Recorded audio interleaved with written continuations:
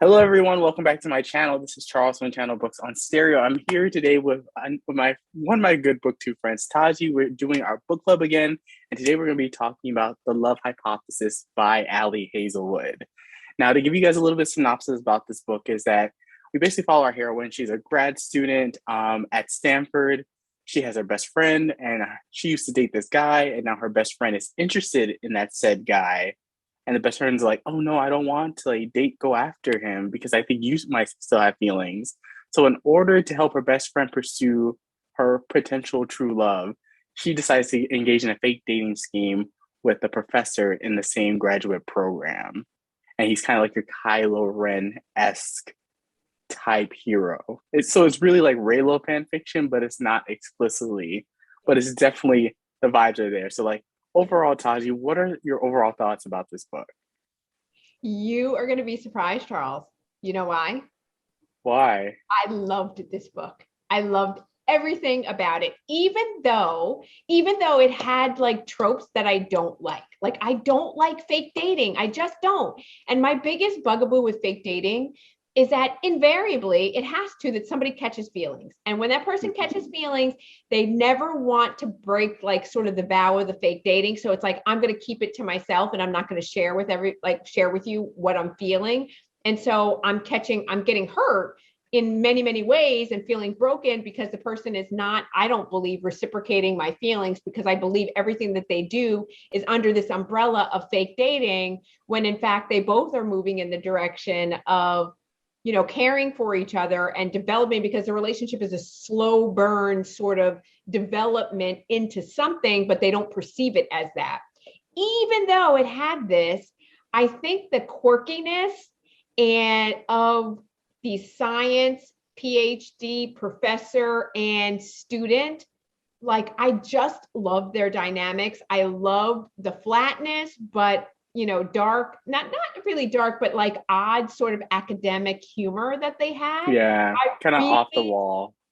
I loved it. I was so interested and so engaged and laughed out loud and just thought that their banter and their dynamic together was so amazing. And I love the audiobook narration that I was Hmm. all in from page one. And like I'm a hard sell on this kind of I stuff. And I was know. just like, I'm digging this. It was a quick, easy read. What do you think? See, now you should say you can never question my choices in books because I have not led you wrong with the first three picks that we have done so far. Even though the X wasn't our favorite, it Right. still was a good read. It was. Um, I, It was. I really enjoyed this book as well. It gave me Helen Huang vibes, like the I think it's called the Kiss Quotient, The but quotient. minus it on but kind of really dialed down on the steam. Like, Oh, do very much. not read this book thinking that you're gonna get super, super steamy times. Because I No. think it's not One until the scene. last six chapters you get Yeah. a steamy scene, and even Yeah. at that, it's very minimal in terms of description. So don't go into that thinking you're gonna get a steamy time. But I No. agree with you. I loved how she was able to convey the struggle of being in academia without it feeling too academic, if that makes any sense. It does. So you didn't feel like it's because of science, it could be a little bit dry. You get just enough context to understand the story, and the Mhm. characters in this book are absolutely fantastic. Her best friend, Anan, and then Malcolm and their relationships, On and Malcolm. Yeah. and hearing their because Malcolm is in a relationship with the hero's best friend. I can't remember his name, and then Is it Anam Hayden is with or Jeremy. mhm. And I just I was like, there's so many potentials where you could tell these other character stories in conjunction, like a companion type novel. I don't Mhm. think she would do an actual sequel because the other two love stories happen at the same time. But I thought this fake She has dating, book two coming out, and based on this whole setup, I thought it was going to be Holden and Malcolm's story. Malcolm, I suspect, but who knows the direction that she's going to go in. You don't know because On is not is On and Jeremy. On is in a Jeremy, yeah. relationship with Jeremy. So we might get the backstory of what's going on with them. We might not, but I went and looked and there is a book two that's planned. So we'll see what direction she chooses to go with that. Yeah, but overall, I really enjoyed it. I think it So was fun. such a breath of fresh air. It gave me Megan Quinn vibes, It Yeah. was like really nerdy, but it was like not too intellectual. And like Hmm. just spending time with these characters and watching that slow burn, the Hmm. slow burn was really important for the development of their relationship and It was. everything that happened. But kind of diving into a little bit some of my negatives for the book, the whole Title IX discussion, Yeah. like the way it was handled in the book, like it was like, okay, it was used as a joke in between the couple. Like you're like, Yeah. oh, you're gonna build up your like case for the Title Your IX suit Title that you're IX.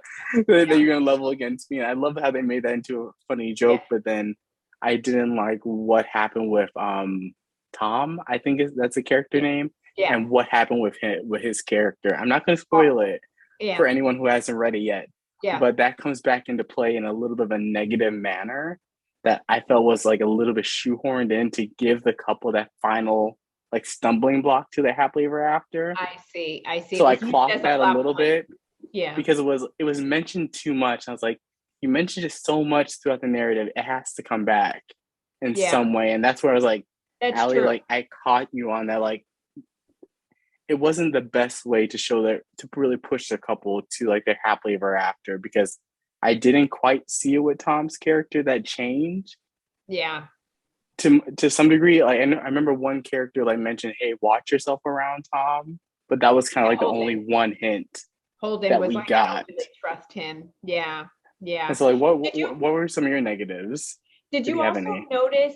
So I think I sort of classified this as an age gap and as a forbidden romance and fake dating. And the forbidden romance piece was he's a professor and she's a doctoral student. And so, like, I guess I really identified with this as a PhD, having gone through a doctoral program, having done research, and like I understood running statistics. I like understood it all, like being in the lab, working with your professors, having young professors. Like I totally was like there 100% with it. And I think it was really interesting that he was very Dr. Carlson or Adam was very conscious of the power differential between you being a student, and that's when that first Title IX stuff comes up with what was her name? Ollie. What's her name? No, no, Olivia it's not. Olive. Olive. Olive. Olive. So with Yeah, Olive being Olive. Olive being a student, and so he would defer a lot to her, and I think that the power differential actually, because we're conscious of that, right? I think the power differential occurred because Olive held more of the power in the relationship than Adam did. And I think she took advantage of that. Like, I feel like there were a number of times, and it's addressed in the book, but a number of times where she lies to him, outright lies to him.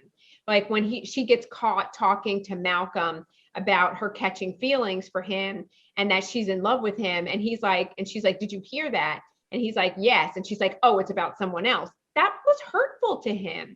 And I don't feel like she ever took responsibility. She took responsibility in the sense that she said, I was scared and I was lying to myself and I didn't want to acknowledge, but she never said like, hey, I'm sorry that I hurt you, or I'm sorry that I lied to you about this. She then says something to him about him lying through omission, but she didn't talk directly about her direct lying, about not being Mm. honest about what she felt and what was going on, and the fact that she remembered him from previous times. And so that for me was like a little bit like I wasn't super upset about it, but I just noticed it about the power differential and that she took a lot, even down to the point where he's like, I want to have sex with you, like, and she's like, at one point she's like, no, and he's like, oh, and like he pulls back and she's like, no, no, no, I didn't mean. So I felt like the author was trying to push the feminist agenda, which I understand and I'm okay with, but she pushed it over the limit for me. Like, I don't want to be the power differential to occur in the opposite direction where the female character has more power over the male. And I don't want the male to have more power over the female. I want it to be a balance, and not everything can be equal. And I get the difference between equity and being equal, but I want it to be a little bit more balanced. And it was balanced in the other direction. I don't know if I'm making any sense at all, but do you get what I'm saying? Yeah, it does. It kind of plays into it was a little bit like a miscommunication, like put it a little bit nicer in terms. Well, like they both have like different opinions of like who like with Adam, he reveals that he like really has this huge crush on Yeah. someone in the department. And then Yes. you have Olive, who kind of like you said has like a thing for someone else, and everyone assumes that's probably Jeremy. That's who Adam is going to assume it is. Yes. Um, so I didn't like that kind of miscommunication because I didn't feel, especially for Adam's reveal, I did not see that in the beginning of the book that he had a crush on someone. I'm being very vague here as much as I can, has a crush on someone from the beginning of the book. But did you notice that many of Adam's reveals didn't come from Adam? You got Adam's perspective from Adam's friends, not from Adam, not until the end of Yeah. the book. And I don't know if that's the author's way of trying to convey that he's a science guy and very focused on research and his work, and therefore people skills are not his best. He's not the best at it. But then as you get to know him through his friends, you start to see he's very complex and he's got a lot of layers to him. And I think that that's how Olive starts to really understand him and starts to really come to love him, because she sees two different versions of Adam. She Mm-hmm. sees the Adam that his students know, and the researcher and the professional that he is, right? And the hard ass that he can be. But then she sees the Adam that he is with her, and that he is with his friends, which is very thoughtful and kind and mindful and gentle and sweet and willing to do whatever is necessary, to make sure that the people that he cares about are taken care of. And that's the Adam that I was just like, oh my God, this is like a dreamy guy. Like, he's amazing. Mm-hmm. Yeah, and kind of going back to your whole comment of like how it reminded you of you being in academia, I Yeah. really appreciate how realistic like Olive's whole experience was, like her with grad students and how they kind of didn't like Adam, and for some of the things that he put some of the characters through, especially when we had that one character, Greg, I think that was his name, who basically like called Olive out like saying like, how could you date this guy when he just literally set me back Yeah. 4+ years in my research because he said I need to change the Yeah. fundamentals of what am I doing my research on. And I really like that dynamic and kind of some of the I guess like injustices in academia that exists when you get to Adam's backstory in particular. I think there's always a conversation of women in STEM and how they're underrepresented, and you get that a lot from Anand's character, or Allah's best friend. I'm pronouncing your name wrong. I'm sorry. You get that a little bit of that through that character's perspective for people of color. But I did like how you kind of had to see like some of the hazing that Adam went through Yeah. when he was coming up through the ranks, and why some of the friendships that he built like helped him get through that program as well, and kind of because it does like you said, there's almost two versions of him, but I like that we got that reveal that he Mm-hmm. was actually there's actually more to him, and I really enjoyed that aspect about his character, even with Olive and the reasons for why she wanted to do the research that she was doing. That really kind of spoke to me. I was like, oh, I'm really interested in that. I found myself more interested in the characters' lives than the characters' romance because the writing was so good and the characters felt so fully fleshed out. It was like the best friends where I was like, ooh, I'm really curious to see like what y'all two romances are going on, because I was shocked when she like confirmed an MM romance. Like if the next book, it's probably going to be the Jeremy's book, and then we might get um Malcolm's book. But I was like, whoa, okay. Starting off the bat, because usually most romance series don't mix. It's either straight MM or straight MF, because some readers will not read a series that flip flops or has different pairings throughout the series. So I was like, I really applaud you for that. But to me, this book almost read a little bit like women's fiction, just a slight bit, Mm-hmm. even though I know it's technically a romance because you Mm-hmm. do get that happily ever after. But I can easily see this being shelved in women's fiction. It reminds me of the XX a lot too, and that it has cross appeal, because I would say like something like the Kiss Quotient is Mm-hmm. definitely romance. Like that is 100% romance because that book gets steamy. This one, I would say you can honestly skip those 2 chapters where the sex scenes happen and Mm-hmm. still have a complete story. So like Mm-hmm. honestly, like this book didn't need the steam in my opinion, because Mm-hmm. I was just so completely enthralled with all the characters and I their agree. lives and their struggles, and I can remember people's names. I'm just like, turning the page. Like once you start this book, you can't put it down. And But it's those are such some of an my easy read. It's such an easy read. Like I felt like the time just passed and I was just like, wow, I was so engaged. The other thing I was going to say, the next book that she has that I think is the sequel to this is Love on the Brain. I think that is the companion novel to this. And so we'll have to see which direction she goes. I predict that it's going to be the MM. I predict it's going to be Holden and Malcolm, and you think it's going to be Jeremy and On. Yeah. So we'll have to see. The only reason why I know how to pronounce her name On is because my best friend in graduate school's name was On, but he was a boy. So it was really interesting. So when I saw On, I was like, that's a Vietnamese boy name, right? But I'm not sure. So if anybody knows, put in the comment below. But my guy friend in graduate school's name was On. And so that's the only reason why I knew the name. That's great.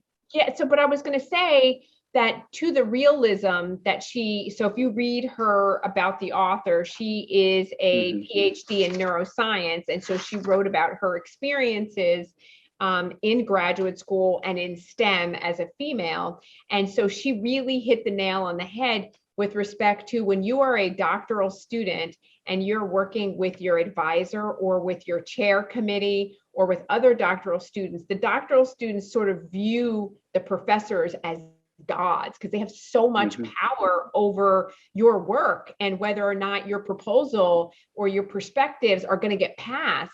And so we sort of see them as flawless, and you don't see them as real human beings with families and lives, but rather these, people that are on high. And that really, for me, made it in here. And especially, my area of study was not in science, where it depended heavily on grants and, and that money that you need to do research. But I can imagine if you were like hinged at like Stanford or Yale or Harvard or some of those big name universities, you're going to see a lot of this dynamic come out because so much of what you do is dependent upon your reputation and dependent upon your popularity and how you're viewed in the departments. And so I just loved this book. It was like you said, it was a breath of fresh air. It's a really, for me, like this book in comparison to the X-Hex, for example, are in different leagues. Like this was like, to me, it was like right here. I just absolutely, like you said, I didn't have trouble remembering the characters. I followed the storyline really well. I kept up with the character. I didn't need the steam. Like I was there for the storyline and hoping that everything worked out in the direction. And I would be okay if this was a duet and we continue to hear more about Olive and Adam's relationship as they move forward. I would be completely content with that and would read it in a heartbeat. But so I was super happy. This is a great pick, Charles. You're doing good. Doing good. Yay. So that brings us, what did you rate it? I feel like you're going to go a 5 out of 5 or like a 4 out of 5. I'm like, I haven't rated it yet because I'm like, is it a 5 or is it a 4.75? So oh my goodness, that's the same thing. The only thing that I would mark it down for, as I just said this, right? I just said this and then we'll go back on it, is I would have liked to see a little bit more steam, little tiny bit. I would have liked to got another, like, I feel like we got like, and I'm sorry, spoiler guys, so if you don't want to hear this, but I feel like we got it at the conference and like whatever, like that steam happened.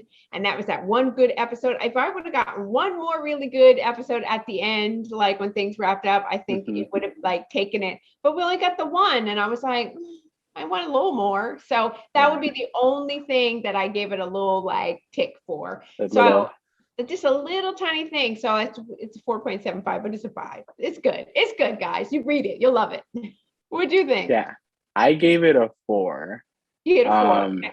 Because I feel like the more I read romance, the more I'm like, I think the steamy scene that we got in the book, it wasn't the best written steamy scene.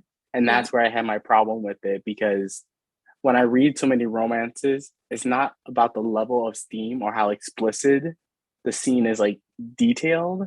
It's more about, for me, the connection between the characters and whether it furthers a plot or like does something to the character, like develops the character even more, if that makes any sense.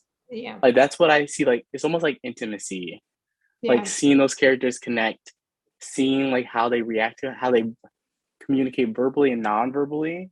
Yeah. That's where I was like, that's what I was missing with the scene. I was like, this is not this it wasn't like it had to be super steamy, but I Yeah. wanted to see a little bit more depth in the characters and like what they were doing at that moment. I was like, when it happened, I was like, you really could have taken this out. Like I didn't think it really needed. I think you could just want a clean romance, had a kiss, and then Closed like door, fade to black, like whatever closed we door fade to black or something like that. Because I felt like the buildup was so good. And I yeah. was like, that was the one thing I was like, oh, that's not well written. Like Yeah. I read enough where I'm like, I had to dock you for that. And then the Yeah. whole how Title IX was handled in the end and how that resolved very quickly, that was another reason why I kind of, even though I liked that it was included in the book, I just thought the way it was handled with that one character basically doing something that would fall under that Title IX rule, I felt like that was a little bit on the nose. Mm, Um, and it wasn't and was handled super quickly. Like yeah. I'm not gonna go into how it was handled very quickly, but it wraps up very quickly. It's just Yeah. like boom, boom, conversation done. So those are the two reasons why I knocked off a star. But still, I recommend that everyone go read this book because it still is really good. I think it's gonna be like Oh, Red, White, and Royal Blue, where you have some people yes. who love the book, and you have some Yes. people who absolutely hate the book. I don't see how you could hate this, but everybody has different things. And so like I'm cool with that, but I just can't like I don't see anything that is like frustrating or whatever. And to your point, I like as I think about what you just said, that makes a lot of sense. Like she is trying to straddle both worlds. She should have either gone with, like you said, fade to black and you know what happens, but you don't need to see it. Or you go like full on and you give me the smut and you put it in there, but like she did like I'm going to tell you about it, but it's kind of awkward-ish. Yeah, And it's not even like that like fully encounter is described a what it's. little bit awkward, right? Like I didn't Yeah, like I don't know, like you try to put yourself in that situation. Like you asked me once, am I cool, am I down? Like yes, you don't need to keep asking me like can I do this, because now it just is weird because yeah, it's just weird. Like I don't know. So and I don't know, it seems like this is her first novel, yeah, right? Like so this is this her is her first. first foray into doing that. So I think she's going to get better and better as she goes. She already has the formula and the foundation of her writing is solid and there. And so if she wants to move in that direction, she absolutely can. Or she can do like a subtle kind of Kristen Hanna, like fade out, like you don't need it. And it's like Hmm. it's good, it's all there. But I'm super happy. This was a great pick. I understand what all the buzz is about. I understand why people are excited and happy. And like I said, the next book like that she comes out with, we're going to put it on here for sure because I want to see what Oh happens. yeah, I want to get a like I hundred want percent. Like I might just go like, sorry, Taj, you already read it and reviewed it on my don't do that channel. to me. Don't Sorry. don't you do that. I'm We like, have to we sorry. started here. We have to finish it here. I'm like, I already had a live show and everything. Like, where have you been? Yeah, exactly. I'll be like, what? No, you didn't. Leave me out. I'll be all upset. I'll be like messaging out. I'm messaging. What's her name? Lacey. Did you do it with Lacey? That's not okay. No, I'm teasing. No, but this was such a fun read. I really enjoyed it. I think you guys, if you're on the fence or you're apprehensive about all the hype that this book is getting, I would just say temper it. So you're not thinking like this book is going to be like the next great thing in romance, but it is really, really good. Like it's hard for me to find fault with this book. That's why I kind of compare it to Red, White, and Royal Blue. You have some people that absolutely love that book, which is a huge majority. I And you have do. some people who just like actively hate the book for like politics, how politic heavy that book was. I think some people may just not like how academia heavy this one is. Mhm. I can see some people going after that, but I think you will love this book. Taji agrees that she loves the book. And any final thoughts before I wrap us up? And also, I'll let Taji announce our next book as well. So final thoughts on it. I think Charles, you said it really great. Like we don't want to build it up and like make you think like it's like the next great, like, as Jen from the Book Refuge would say, 6-star read. It's not that. Like No. it's good for sure. And it's a refreshing, like new adult, right? Like adult kind of, fiction, women fiction, romance, whatever. It did its job really, really well. And I love the characters. And I can't wait till she comes out with the next book. I'm definitely going to continue on with it. So I'm happy. You happy, Charles? Yes, I'm happy. I chose this book. So like I chose well. You I'm did. already pre-reading some of your choices and I'm like, Taji, we need to talk. But we'll save that for when we actually do those. But Save our that. next book It'll be is it the Lisa Jewell book? It's a Is that the Lisa next Jewell, one? and it's I think it's called "And Then She Was There," her new release from Book of the Month. Isn't that what it is? Yeah. Oh no, I have it's The Night She Disappeared. The night The she blue cover. disappeared. The blue cover. Yeah, it's The The Night She night she Disappeared. And so we will do that next week, and that one will be on my channel. So go over to my channel. Yes. But thank you guys again so much for watching. I'll link Taji's channel and all her social media links down below. So definitely go give her a follow on all her different social media links and also follow her or subscribe to her on YouTube. But thank you guys again so much for watching this video. And I'll catch you guys with another brand new video. Bye, everyone.